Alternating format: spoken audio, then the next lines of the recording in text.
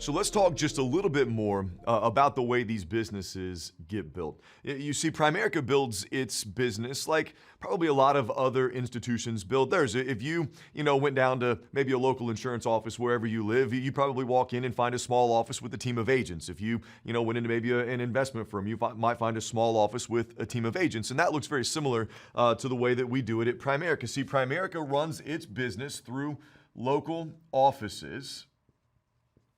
And those offices are run by people we call regional vice presidents. Regional vice presidents help us recruit and train agents. And you know what? I'm going to throw the word licensed in there because we really want you to get that licensed ASAP. And licensed agents help families solve financial challenges through a tool that we call a financial needs analysis. And that financial needs analysis gives you and I two huge advantages in the marketplace. Advantage number one is this. When you look at what Primerica does, when you think about maybe the amount of income opportunity per client that we would help, it's actually astonishing compared to what happens in the marketplace because we deal in several major areas of finance as opposed to one or two, which gives us a chance, to make it a financially beneficial relationship. If you think about this, and I'd use me as an example, when my wife and I got married and we had our first child, let's say that I wanted to buy a life insurance policy. And so I go talk to a life insurance company and they get that set up for me. Well, a couple years later, let's say I want to get a mortgage and buy a house. What are the chances my life insurance company can actually do my mortgage? Slim to none. They just left money on the table. So I got to go talk to a mortgage company now to buy a house. Let's say a couple years go by again and I want to set up maybe a college account for my daughter. What are the chances my mortgage company can help me with my college account for my daughter?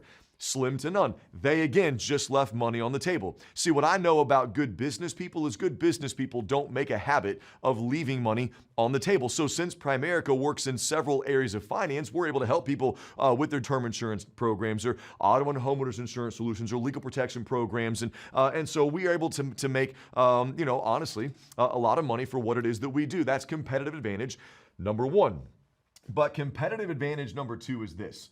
In spite of popular opinion, American business or North American business is not just about making money. It also has to be about helping people. If all you're doing is making money, but you're not helping anybody, you're not going to be in business very long. On the flip side, if all you're doing is helping people, but you're not making money, you're already out of business. And so let's talk about the help that we can offer to the clients that we talk to. Again, I use me and my family just as an example. Let's go back and let's say when my wife and I, we got married and we were looking at our budget, and let's say every month we found out that we have a couple $100 left over that I want to be smart with. Now, I'm not really sure what to do with it, if I should pay off debt or save or invest. I just don't know what to do, but I want to be smart. So let's pretend that I called up my buddy, the insurance agent. And I said, hey, I looked at my budget. I've got a couple $100. I want to be smart with it. What do you suggest I do? Well, what do you think he's going to suggest? He's probably going to say, come buy a policy. Now, does that make him a bad guy? No, it makes him an insurance agent. Or I called up somebody else that does investments. I say, I got a couple $100. I want to be smart with it. What's your suggestion? He's going to say, come open an account. But if I sat down with the Primerica representative, right, you might say, well, honestly, I don't know, but let's look at this analysis and find out. And let's say that you get back with my family in a couple of days and you say, here's what I found out, Jeff. Out of that $200, if we took 50 of it and put it towards your retirement, we might be able to get you to retire a couple of years sooner. If we put 50 of it and put it towards your daughter's college account, we might be able to help her get into a good state school. Maybe not a private school, but a state school. If we took 50 of it and put it towards your credit card debt, we might be able to pay that off 2 or 3 years faster and save you a couple of thousand of interest. And you are a little underinsured, so let's put 50 there. My question to you is this: how much better of a solution for my family is that, as opposed to somebody just selling me whatever they get paid a commission to sell me? And I don't tell you that so that you understand how great our financial analysis is. Now, I tell you that so that one more time I can make a distinction between the way business owners think and salespeople or agents. You see, every single morning, a salesman wakes up with the same question on their mind. Where's my next sale? Where's my next deal, my next client, my next meal, my next paycheck? Where's my next sale? And not that there's anything wrong with that. It's just honestly the thought of that nauseates me, to think that every single morning I got to wake up and go kill something and drag it back to the cave. I mean, I didn't want anything to do with that. That's not why I came here. But see, business owners rarely think about where the sale comes from, right? Think about this, right? So I still help a few clients a month myself, whether it's with their financial needs analysis or their insurance or their investments. But do you think that the executive team at Primerica is having a meeting? They're really excited about the couple of clients Jeff helped last month? No, they probably don't even know that I did. Right, I'll typically drive through, a big coffee chain on the way to the office in the morning. Do you think that these big coffee chains are talking in their boardrooms today about the coffee Jeff had this morning? No, they probably don't even know that I did. You know what those coffee guys are talking about? What do we have to do to get more stores and locations opened up and running successfully, running profitably all across North America? You know what I keep hearing our leadership team at Primerica talking about? What do we have to do to increase our market share, to open more offices so that we can help more families across North America? Well, think about that. If Primerica is thinking about expansion and doing something big, and we need more offices, and offices are run really by licensed agents, then what I think Primerica is asking is, what do we have to do to get more licensed agents? And if Primerica is asking the question, what do we have to do to grow the size of our licensed sales force, and regional vice presidents like me are asking, what do I have to do to get more licensed agents, then somebody like you should also be asking, what do I have to do to get more licensed agents? Because in North American business, right, especially in the financial sector, typically whoever has the most licensed agents makes the most money. And that's so important. I'll say it again. The bigger the size of your team, the more opportunity that you have. Oh, you just think about business for a second. Let's say that, that we have somebody over here that runs a law firm with 30 licensed lawyers, and somebody over here runs a law firm with 3. Which one's probably going to make more? The person with 30 licensed lawyers. If somebody had a record label with 100 artists and somebody else had a record label with 10, who's got a chance to make more money? Probably the one with 100. Now, do they get paid to recruit artists? No, they get paid to sell records. But somebody with 100 artists has a lot more opportunity to sell records than somebody with 10. And so when I think about, the conversation this really leads us to, is about somebody being able to build something pretty big. I want to give you one more example, and I'm going to use this space over here just to talk again about maybe a real estate. And again, we're not real estate. I love this concept because it has everything to do with the way that my mind works. And let's say that you and I were going to be in the same outfit. Let's say that we're going to be in real estate, and you're going to work on the west side of town, and I'm going to do the same thing, but I'm going to work on the east side of town. And let's say we're with the same company, and just for example, let's say the demographics are the same. Home values are the same. Everything else is the same.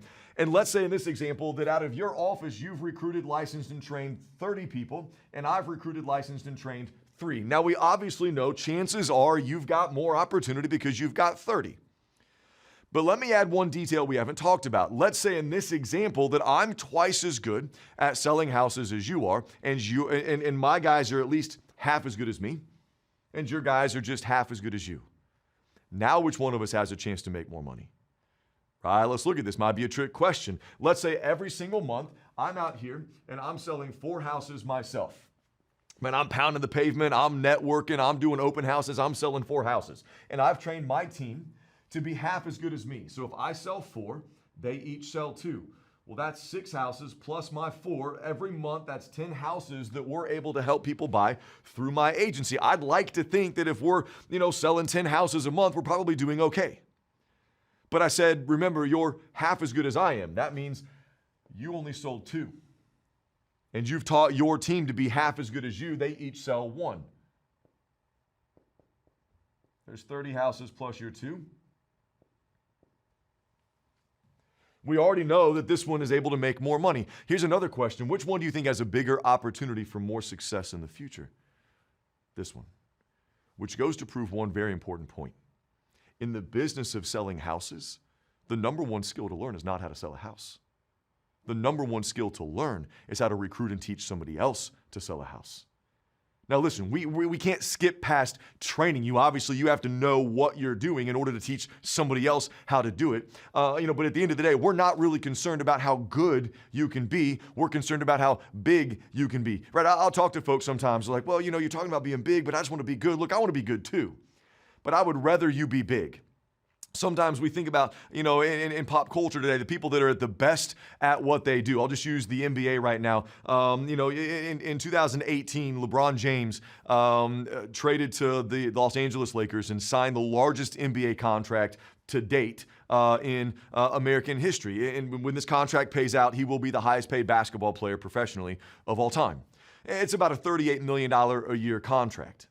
And so let's just, for argument's sake, say right now he's the best basketball player in North America. Right now, the best person really in the world at what he does is still getting out-earned almost 3-1 by the family that owns the Lakers. In 2017, their reported net income was $115 million. So the best guy at what he does still gets out-earned by the people that own it. Which means you don't have to be very good at basketball to make a lot of money in basketball, but you better recruit some good players to be on your team, right? You wouldn't have to be really, really good at cooking to make money in restaurant, but you better recruit some people that are pretty good at cooking. And you might not be able to sing, but you could still make a lot of money in the music business if you recruited some people that were pretty good at singing. I think about an example. Right, when I was in high school, I went to a small, it was a 2A farm school, and I played football. And in high school football, they would not even let my team play against a team that was a 4A or a 5A school. They wouldn't even let us play. Now listen, it's 11 on 11. You put 11 on the field, I put 11 on the field, but our best 11 was 11 out of 200. Their best 11 was 11 out of 2,000. It's not even fair. They wouldn't even let us play. And I tell you that again because ultimately we want you to be good. But this is really about us getting big.